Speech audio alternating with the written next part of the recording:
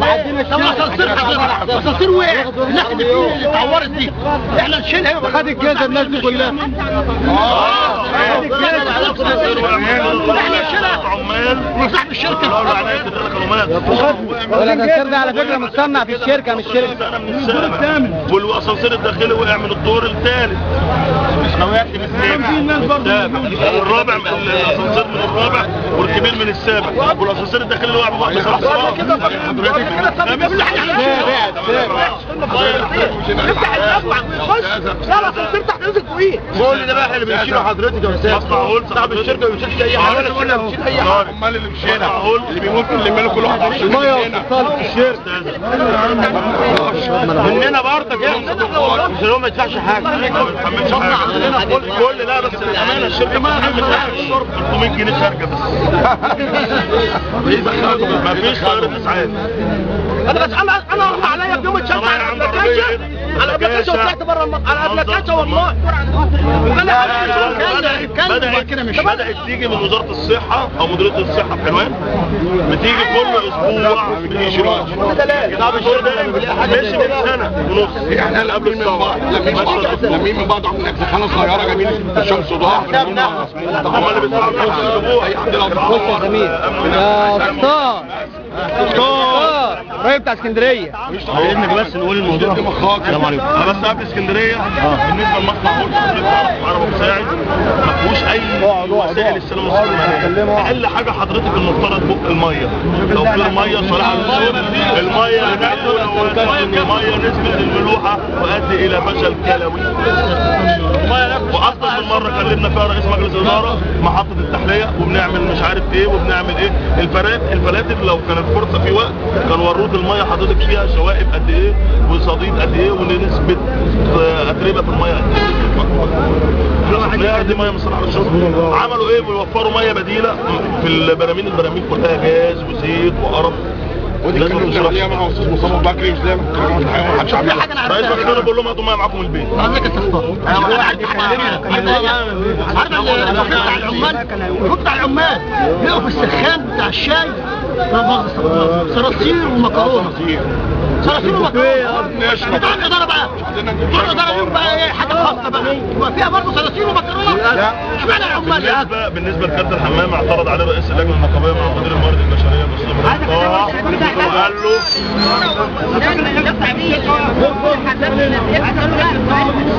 مفيش بقى. كل اللي عمله فتح الحمام من الاول بميعاد والكارت لغى المواعيد. لما بنتكلم في موضوع الكارت ده حضرتك بقول عشان تنظيم الدخول التنظيم المعني بيه هنا اسماعيل الكوماندا والمرشد. هو ده رده، ما انا بقول لحضرتك هو ده رده. لا هو ماشي كل تدرج اساسا مفيش ولا مدرب في الشركه حاليا. يعني بتقول لي فين انت ما ماشيش. احنا بنقول لك اهو كل احنا بنقول لك طلعت على قناه الحياه كارت والميه وكل حاجه. زائد بالنسبه لمؤاخذه مكان الصلاه ولا ميت ناكل فيه، بناكل خضروات ونفطر نقعد حته البلاجات ناكل فيها. من محطه اسكندريه لمحطه القاهره المفترض يوفر فيهم مواصلات وسائل معيشه او السكن بدل سكن. لن يتم اي توفير اي حاجه من ده كله خالص. بل بالعكس قال لكم ايه يا سمير؟ قول لنا هو ده اللي موجود، عاجبكم مش عاجبكم امشوا. وحضرتك برضه في واحد بس. وبعدين احنا كنا هناك يا فندم اساسا. بعدين احنا كنا هناك بيصرفوا لنا بدل مواصلات داخل اسكندريه 90 جنيه، لما نيجي هنا القاهره تنزل 13 جنيه. ازاي؟ انا مش ساكن هنا. انا اقل شريحه حاسب يا زميل مفيش حد يزقك يا ماهر. توقعنا يا ماهر. يعني الشركه بقى لها سنه صوره بس. ايه؟ هتقول هناك عاملين حد تحليه نعمل لهم حد تحليه.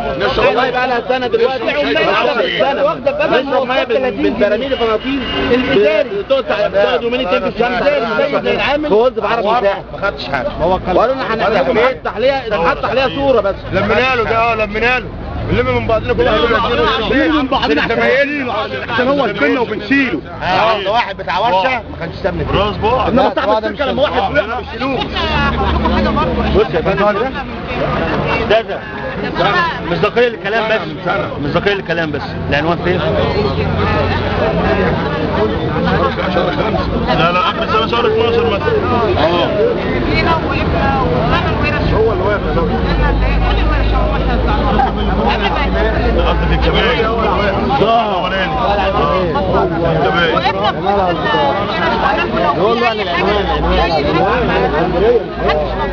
ما كان لسه حضرتك العنوان هناك واحنا في الوقت الاتفاقيه جميله. انا بكلمك بقى في انطلاق، كنا احنا في الوقت دوت بنشكل نقابات وكنا بندفع مأموريات مصنع بورس والمكوشين هنا حضرتك، وكان اي عامل هناك كان يطلع يتكلم مع اي مسؤول ده.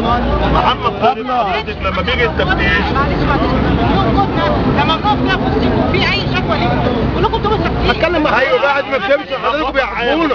اتكلم هنجيب له تاني.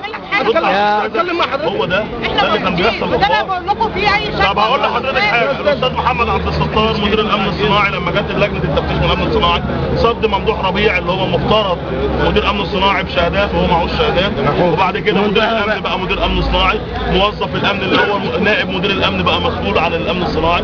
لما اتكلم الشركه هجمته، الشركه وجهت له مع العين هو مفترض رقيب على الشركه. بص ساعتها في الصدار فاكر لما كنا قاعدين في وعاملين اجتماع والاستاذ احمد صادق كان واقف ورانا، ولما انا جيت اتكلم واحد من زمايلي بيقول لي خلي بالك استاذ احمد صادق، قلت له انا قاعد قدام الناس هتجيب لي حقي. استاذ احمد صادق لو سمح يبعد عن الناس عشان الناس تتكلم بحريتها. لما ساعتها كنا بنتكلم في موضوع الكمامه قلت لحضرتك الكمامه دي انا لما بحطها على وشي بتخنق وهي نظيفه اساسا، انا بحطها على وشي بتخنق.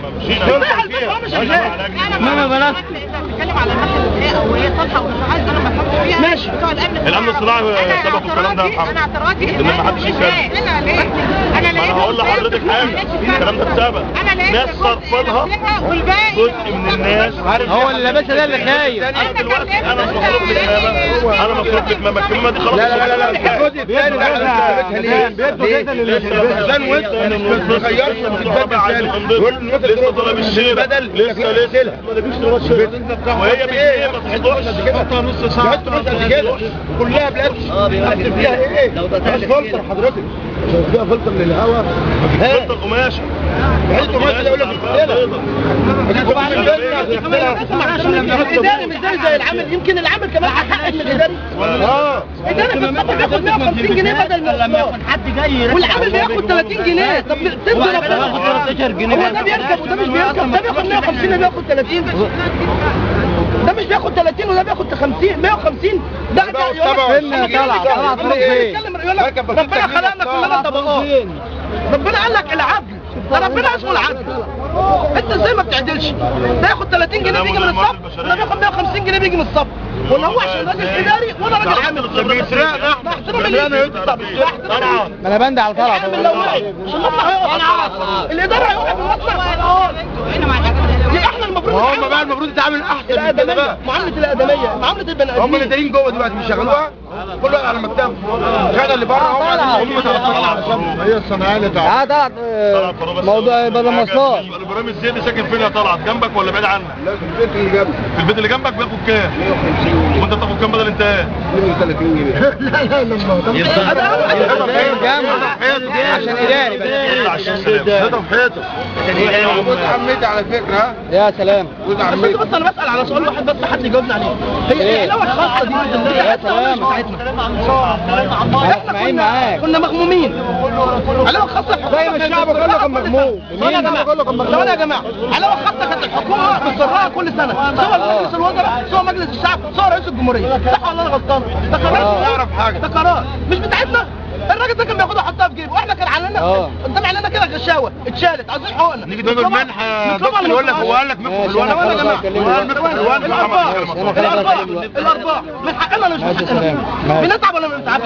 احنا كانت على عينينا غشاوه اتشالت، ربنا سخرنا ناس زيكم تجيب لنا حقنا. الاجازات ايه الاجازات؟ كلم مصطفى بكري قول انا دلوقتي طيب الشغل عندنا مع بتوع الاسمنت. ربنا برضه سخن لنا ناس تجيب لنا حقنا. خلي حد يكلمني والله العظيم لا انت احنا كلمه بقى. بنطلب حاجه من جيب الدكتور الخاص.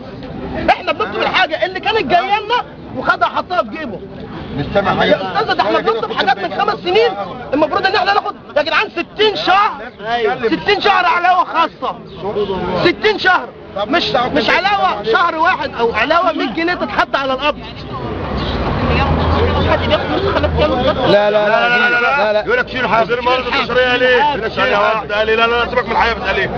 الراجل مش قادر يطبق موضوع ال6 ايام فيعمل ايه؟ يا جماعه ال6 ايام دول خدوهم زي ما انتم عايزين واحنا هنبقى نثبتهم ونطبقهم ورا بعض. الكلام ده اتقال قدام ردنا عليه وانا هبقى اسويها لكم في ورقه الاجازات اللي بتتحط في المدينه. بناخد الاسبوع العيد على حسابنا. على حسابنا احنا. لا وحضرتك برضه قال لو انت مثلا ليك فاضل لك 20 يوم خدهم على بعضهم. انا ما برحلش اجازات 18 سنه خدهم على بعضهم وانا مش هرحل لك اجازات. قصاد كده تتنازل عن الحافز. تسويه كل 3 سنين تسويه الاجازات كل 3 سنين. نصر بالله بس طب اقعد مكانك. لا لما تطلع في الهواء هي كل الشركه كلها موجوده. الشركه كلها موجوده حضرتك. اللي هم مين حضرتك؟ لا اداريين.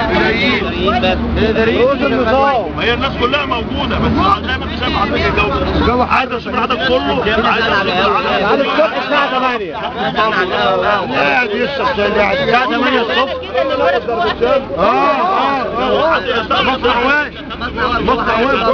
خش حضرتك مش فيه انا من هون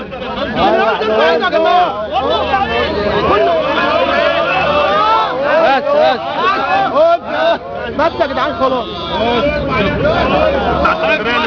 عامل كده